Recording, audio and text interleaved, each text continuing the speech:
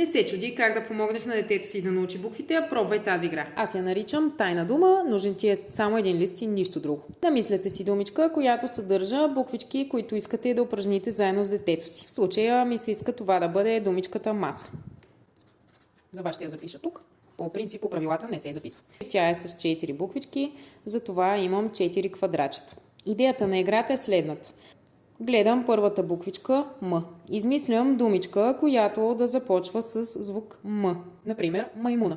Казвам на детето думичката маймуна и то се опитва да разгадае с кой звук започва думичката. Когато детето успее да открие кой е началният звук на думичката маймуна, записва буквичката М в първото квадратче.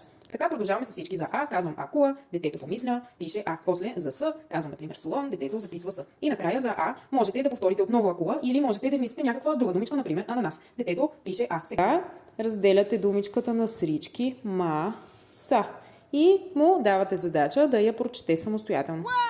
Тази игра помага на децата да упражнят едновременно звуковото ориентиране, писането на буквички и четенето на срички на цели думи. И най-важното, може да се играе както от родители вкъщи, така и от учители в училище.